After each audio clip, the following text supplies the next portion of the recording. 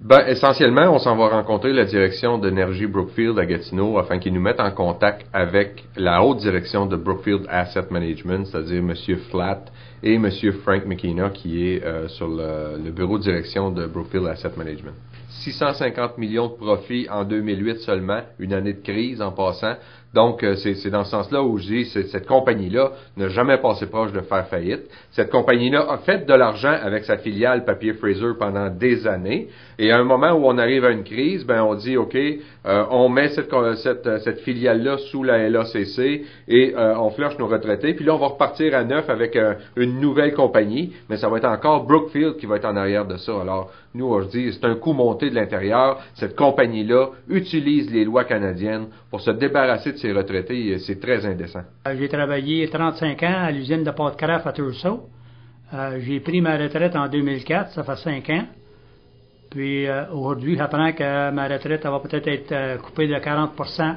C'est loin des promesses que Fraser m'avait faites. Je ne vais pas me ramasser demain matin avec 60% de ma pension quand j'ai payé toute ma vie. Okay. Ils m'ont promis 100% de ma pension. Fait que j'aimerais bien avoir mon 100%. Mais les plus affectés là-dedans, là, c'est quand on tourne en arrière puis que les maris sont morts puis que les femmes restent avec un pourcentage de la pension, puis ils vont perdre 35% de plus encore.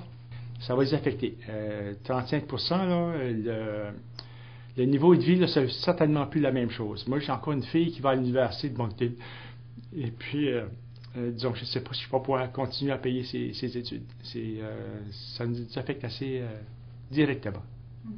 Tu prends, pour exemple, s'il y a 300 quelques employés qui sont sur les pensions, et puis il y a une coupure de même, certainement qu'ils n'auront pas le même niveau de vie qu'ils ont actuellement.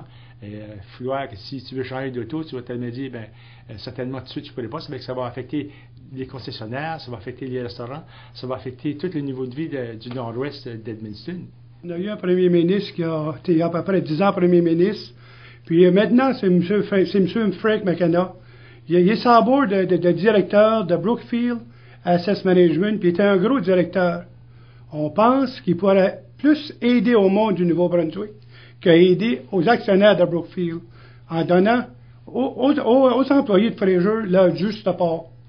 Puis on sait que lui, il a eu une pension, lui, tout du gouvernement du Nouveau-Brunswick. S'il aimerait ça, se fait couper sa pension de 40%, je pense pas en tout qu'il aimerait ça.